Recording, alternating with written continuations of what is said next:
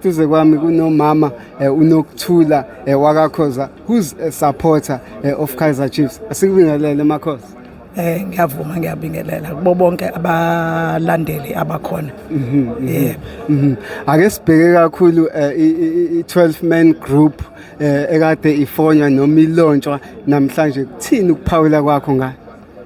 Ukuphawula kwami nge12 man group sicela nje ukubonga kakhulu ngoba vesi ama club esiwasupportayo wonke angizowabala ngamagama awasinaki as abalandeli ukusuka leqaleni.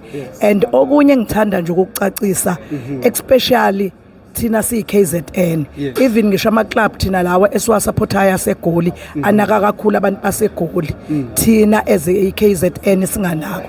Ngokuvula kwe12 man group sesizolingana sonke as abalandeli, ngabe bikho abalandeli baseGoli kuphela abanakwayo ukuthi naku khetha umlandeli waseGoli ukuthi ahambe aye ku World Cup.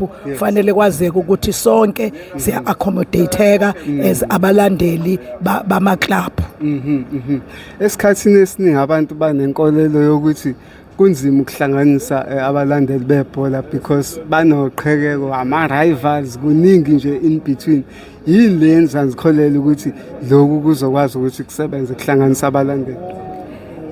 Njengoba nje isiqalile i12 man group ngibonile siyahlangana njengoba bengike ngachaza nangaphakathi ukuthi as abalandeli into ekufanele sizofundiseka ngoba abalandeli bazi ukuthi siyizitha, siba izitha for 90 minutes. After 90 minutes ibhola sesiyalixoxa and kufanele as i12 man group sifundise intsha le efikayo ebholeni ukuthi yini ukusupport, ngoba ukusupport abantu I understand ukuthi yini ukusupport, azizona izitha. Especially ngizokucacisa nje especially abalandeli beKaizer nabePirate asizona izitha, sabalandeli kusuke nje ngolo 90 minutes sisa support ama team ethu. After 90 minutes if uwumlandeli ukwazi ukuthi yini into, because kunomehluko between supporter ne fan, yabo. Thina sama supporter because sisema branchini nokuqhuquzela abantu ukuthi abantu abangene ku12 man group bangene ema branchini ukuze ukwazi ukuthi yini wrong mawuyi supporter,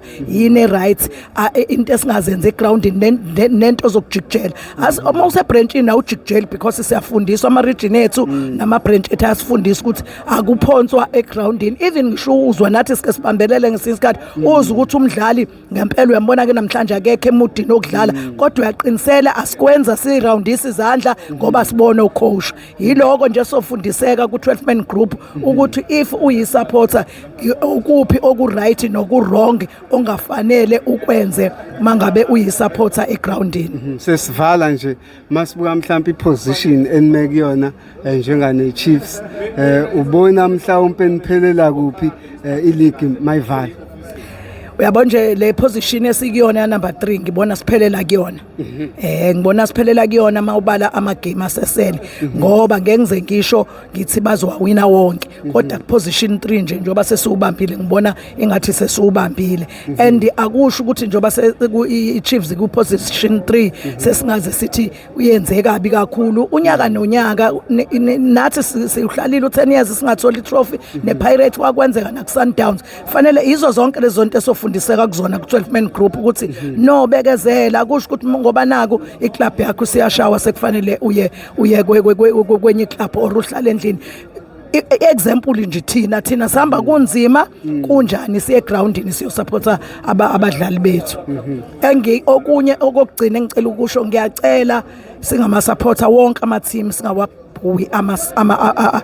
abadlali because ubona abadlali abanye besilehelwa indaba ibehlelwa yiform ingoba yithina esibabhushayo uthuka umdlali. Izo zonke lezo zinto ezokwenza ukuthi u12 man group is-unite esize ngayo ukuthi asikwenzi egroundini. Because we saw you a lot of time, especially you Kaizer Chiefs fan, nibhuka umduduzo Shabalala the time kade engenzi.